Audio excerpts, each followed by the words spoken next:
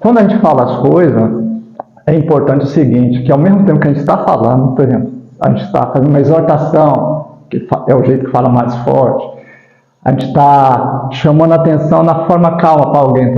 Ao mesmo tempo, tem condição de a gente emitir amor.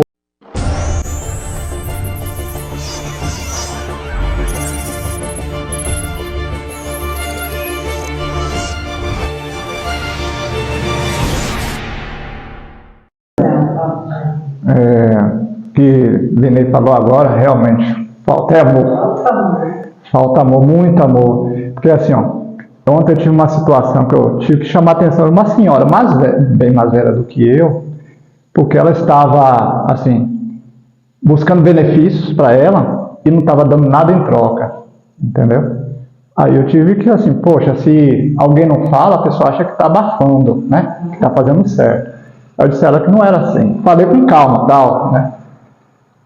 Só que, quando a gente fala as coisas, é importante o seguinte, que ao mesmo tempo que a gente está falando, por exemplo, a gente está fazendo uma exortação, que é o jeito que fala mais forte, a gente está chamando a atenção na forma calma para alguém. Ao mesmo tempo, tem condição de a gente emitir amor, porque a energia, ela não mente, entendeu? Você pode estar falando bonito e tá ali, morrendo de raiva da pessoa, a pessoa não vai interpretar o que você falou bonito, vai interpretar a energia que você passou, entendeu? Então, o que está faltando a gente, como o Irinei falou? Faltando a gente fazer isso, emanar amor, né? Emanar amor. A gente não faz isso. Por que a gente não faz isso? Uma explicação tão simples. A gente só dá o que a gente tem, né? A gente só tem condição de dar o que a gente tem normalmente ele deveria ter de sobra, né? Mas a gente não tem. Então, o que é que a gente tem de muito? Raiva, ódio, rancor, mágoa, né? Então, o que é que a gente vai passar para a pessoa quando a gente está com raiva, com rancor, com ódio de alguém? A energia que a gente tem, né? Vai passar isso. E aí, chega nesse ponto daí, que a gente, além de falar com raiva, com rancor, com ódio, a gente também emana isso para a pessoa. Quer dizer, vai duas energias, né, pesadas para cima de uma pessoa. E muitas vezes a pessoa que está lá do outro lado, como o senhor Luiz falou, é uma pessoa que já passou tem todo um histórico de sofrimento para chegar naquele ponto para tratar mal outra pessoa, né? A gente não sabe o histórico daquela pessoa, então o que a gente vai fazer? Vai responder olho por olho, dente por dente para aquela pessoa, né? Pois é, a lei de Talião. Eu vejo assim, que a gente, quando está com saúde, a gente tem que viver a vida com alegria. E quando está sem saúde, a gente tem que viver a vida com alegria. Por quê? Porque muitas vezes essa doença é um adiantamento, que a gente não esperava, às vezes é um adiantamento para a gente, né? Às vezes é um adiantamento, é aquela doença que vai fazer a gente avançar, muitas vezes é uma encarnação, 2, 3, né? Aquele sofrimento. Então, quando a gente está passando uma doença, uma dificuldade na vida, a gente tem que, em vez de reclamar, agradecer, né? Não temos motivo para agradecer se a gente olhar o físico, né? Mas se olhar que nós somos almas, somos eternos, somos almas eternas, essa doença que a gente está passando, essa dificuldade que a gente está passando, é um benefício para a gente, um benefício. Outra coisa que eu falei outro dia é assim, a nossa dor vai ser sempre maior do que de qualquer um. Por quê? Porque é a gente que está vivendo a dor, né? Então ela vai ser sempre maior do que o do nosso próximo. Isso, a gente tem que ter consciência disso.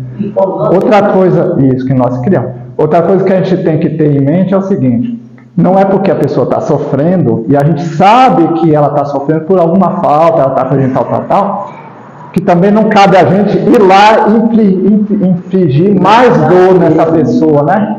Botar mais um peso, isso, botar mais um peso na cruz que essa pessoa já está carregando, não é nossa... Não, ao contrário, se a gente puder aliviar um pouquinho, alivia. Mas a gente querer impedir dessa pessoa passar por isso, a gente está prejudicando a pessoa muitas vezes, né? Às vezes a gente é filho, às vezes a gente é pai, a gente quer que nossa mãe e nosso pai não passem por isso, ou não quer que nosso filho passe por isso.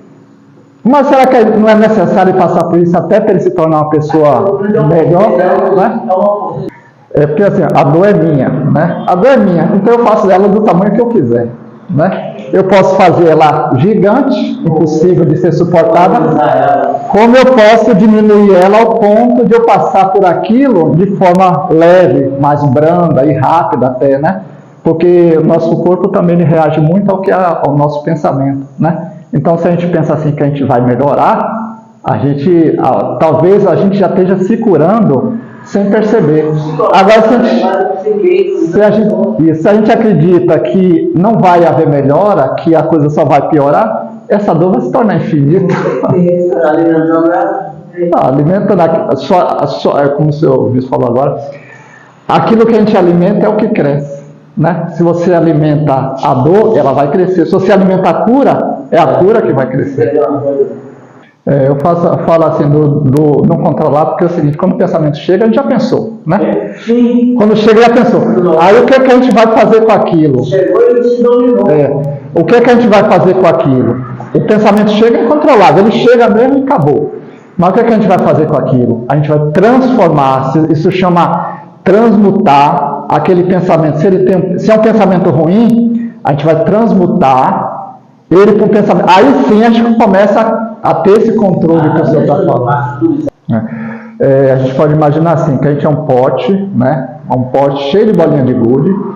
Cada bolinha de gude é uma atitude da gente, é um pensamento da gente. E aquilo ali a gente pode ir trocando, né? As atitudes ruins, pensamento ruim, por atitude boa. Isso não precisa ser feito de uma vez, pode ser feito aos poucos. Às vezes a gente pode levar algumas encarnações para fazer isso. Não precisa. Não consegue. A gente tem que fazer isso de forma leve, né? Respeitando a gente mesmo, que muitas vezes a gente quer se melhorar numa vida. Nossa vida é um eterno exercício. Isso. Aí a gente, às vezes, por exemplo, quando a pessoa entra numa doutrina, numa religião, em alguma coisa, ela quer se mudar sem dar água com vinho. Não vai conseguir. Né? Não vai conseguir. Aos poucos, sem sofrimento, sem se agredir. Aí consegue, vai mudando uma coisa hoje, já muda outra coisa amanhã já está fazendo mais outra coisa diferente. Quando vê, eu sou outra pessoa, né? Eu já sou outra pessoa, eu já não faço mais aquilo, porque aquilo, como foi mudado naturalmente, foi mudado aos pouquinhos, por vontade, claro, né? Foi mudado aos poucos, aquilo não é uma agressão toda vez que a gente vai fazer, né? Aquilo se torna uma coisa natural para a gente, né? Os pensamentos mesmo, se a gente tem o hábito, os pensamentos ruins sempre vão vir, né? Porque a gente vive num mundo de prova e expiação, então os pensamentos estão aí, no ar. Mas se a gente pega esses pensamentos toda vez que ele chega e transmuta, não deixa ele se instalar, a gente transmuta ele para alguma coisa boa, se ele é ruim, a gente transforma ele em coisa boa, ali na hora, imediato, não deixa nem 5 segundos, já muda na hora. Aí a gente começa a fazer isso com o pensamento, daqui a pouco a gente faz com o outro, daqui a pouco faz com o outro. Daqui a pouco a gente já faz isso sem perceber. Passa a ser um hábito, exatamente.